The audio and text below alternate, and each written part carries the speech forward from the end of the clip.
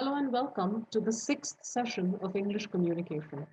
Today we will be continuing on with oral communication skills. The first thing that we are going to take a look at today is giving instructions. In communication, instructions are written or spoken directions for carrying out a procedure or performing a task. We'll take a look at how to give directions correctly. Tips on giving directions. First and foremost, provide a context and be specific. Give all the details. Provide any background to help the person better understand the task at hand. Try your best to be as detailed as you can, especially when you have a set idea about how the task should be done. Second important tip, ask politely. Speak at a reasonable volume and use kind and respectful words. Try to avoid negative language and do not forget to use the word please.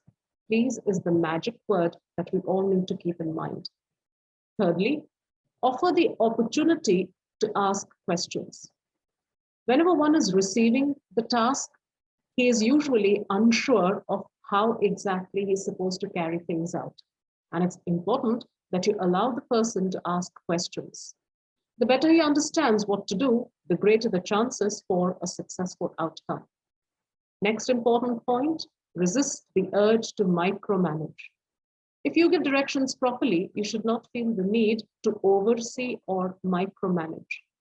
Instill faith in your task doer by letting him do things without you to the best of his abilities. Provide positive feedback. This makes your team member feel respected and trusted. Give clear, helpful feedback or constructive criticism if the task was done improperly. Constructive criticism means that you need to praise the person for whatever he has done well and then gently talk about the things where he has gone wrong, right? So constructive criticism is the thing to remember. Now, you're on the other side. If you are the one who's receiving instructions, these are tips for following directions and to fulfill tasks. First and foremost, listen actively. Try to listen intently, not just hear things. When you listen actively, you can better understand what you need to do. Here's a trick that might help. Pretend that there's going to be a quiz after the conversation. Visually think about what's being said and maybe even repeat it in your head. Second, take points, take notes. Instead of trying to remember everything, write it down. There's nothing wrong with keeping notes. It shows that you are well prepared, organized, and want to do the job correctly and effectively. Ask questions. If you're even slightly unsure of what you're being asked to do, don't be afraid to ask questions.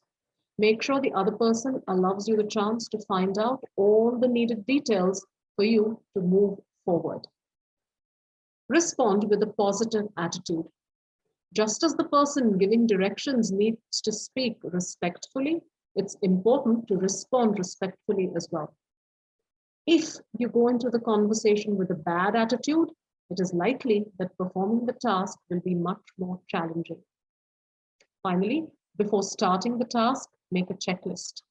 Whenever there is a job that requires multiple steps or multiple things, try organizing a to-do list.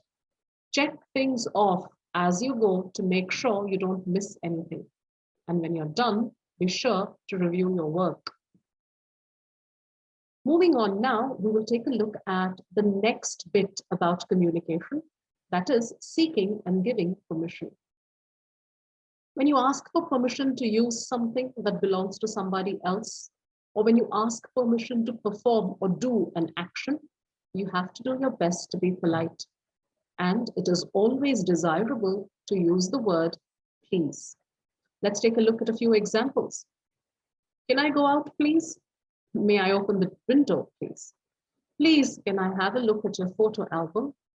Please, may I taste that dish? If you're not using the word please, there are still other ways of sounding polite. Take a look at these examples. Do you mind if I take this book? The tone is also important. Or, would you mind if I asked you something? Is it okay if I sit here? Would it be all right if I borrowed your mobile phone? right? Ask, but be polite. Very important. Now, there are two options to every permission seeking. You either give permission, you can use these phrases, yes, please do, or sure, go ahead, sure, no problem, please feel free, or you can refuse to give permission. Be polite either way. No, please don't. See, even please is inserted here, even when you're denying permission to somebody. I'm sorry, but that's not possible. Or I'm afraid, but you can't. Using the words please, sorry, I'm afraid imply that even though you're refusing permission, you're doing so extremely politely and that you have a valid reason for denying the said permission. Okay. Moving on now, we'll take a look at how to express opinions, especially about your likes and dislikes. The easiest way to express an opinion is to use the term like with a noun. For example, I like eating French food. You can also add quite or really to like. I quite like Spanish music, but mind you, this implies that you like it, but it's not your favorite. Or I really like Spanish music. This means that you like it a lot. Of course, you can also use other verbs like love or enjoy. I love going to French restaurants, or I enjoy going out to restaurants. I enjoy different types of food. You can also express your opinions by using terms and phrases like think, in my opinion, I'm sure that, etc.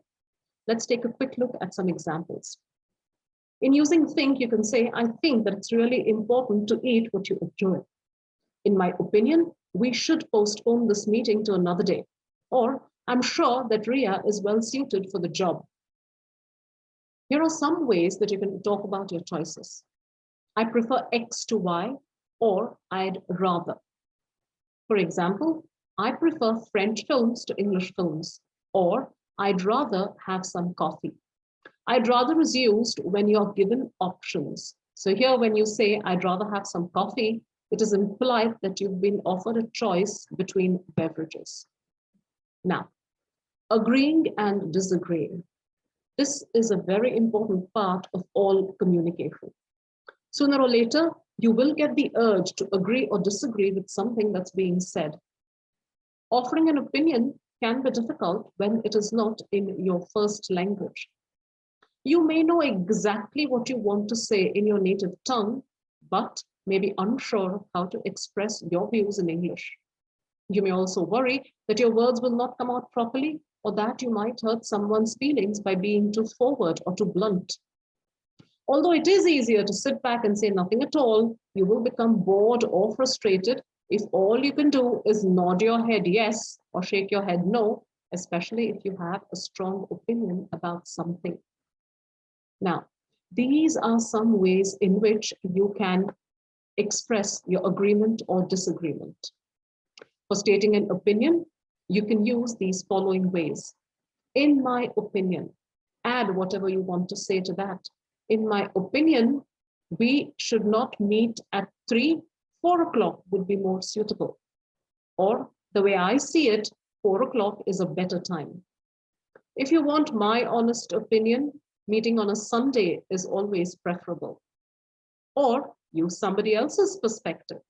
According to Lisa, she has work to do, and so let's meet later. As far as I'm concerned, I'm free anytime. Or if you ask me, this is what I believe, or this is what I feel. When you're in a conversation, always be sure to include other people's perspectives or opinions as well.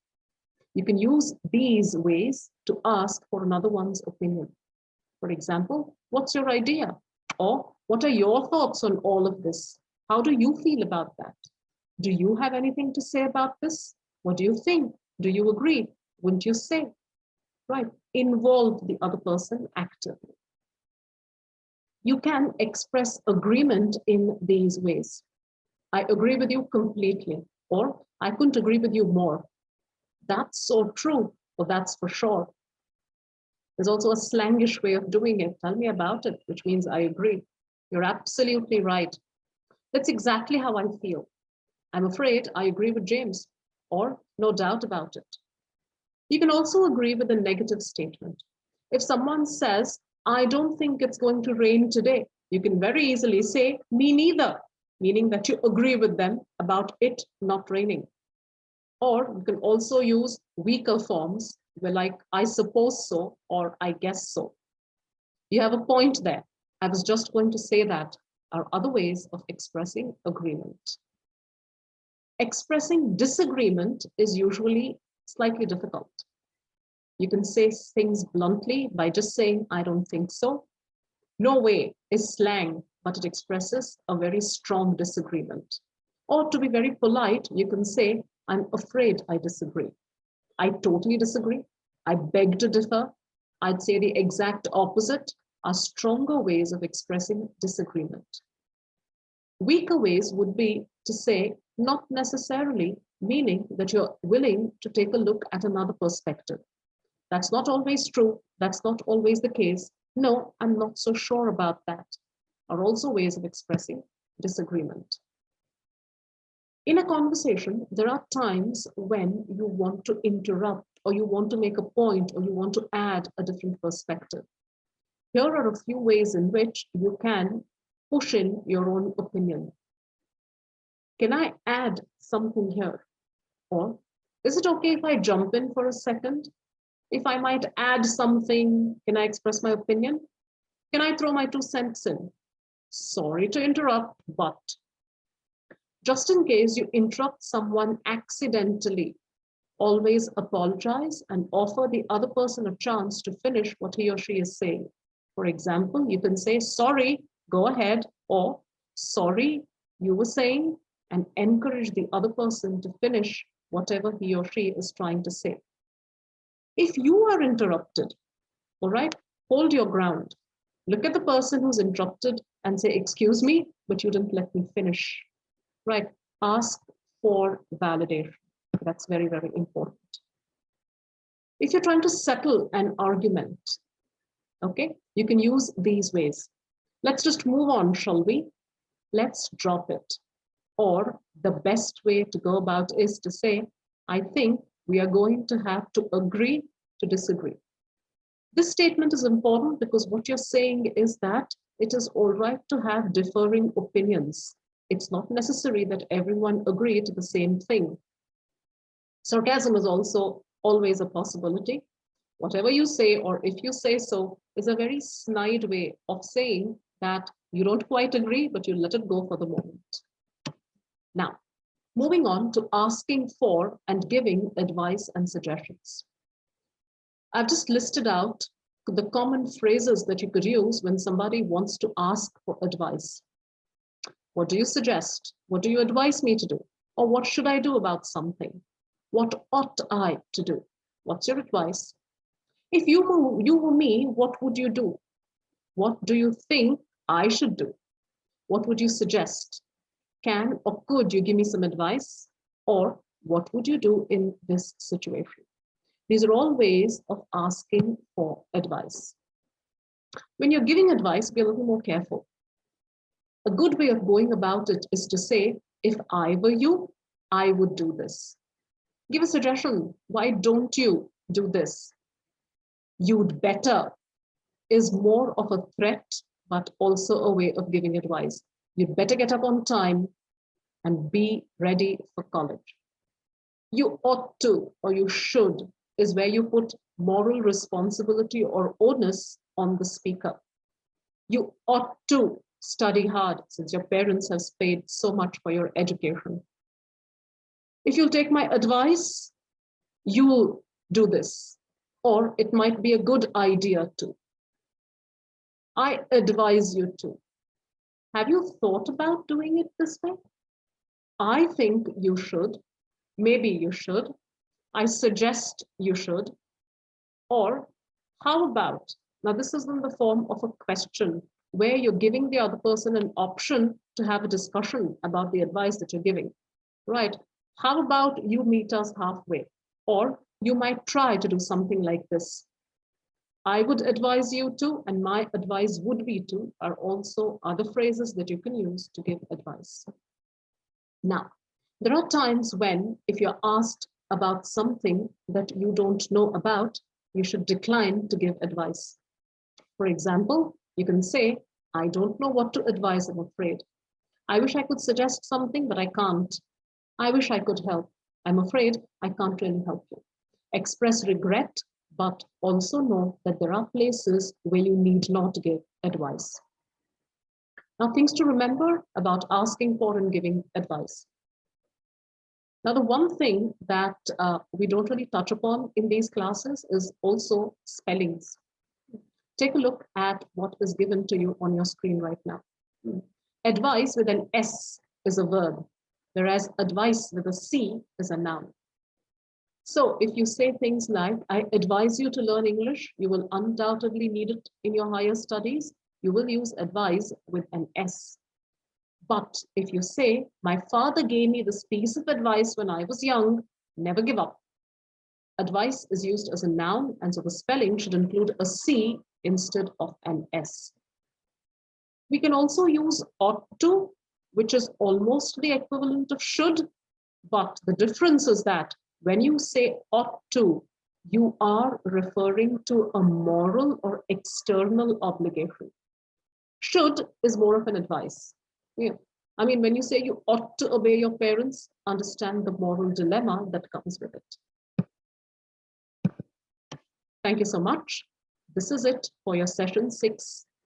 Waiting to see you in the next session. Have a great day.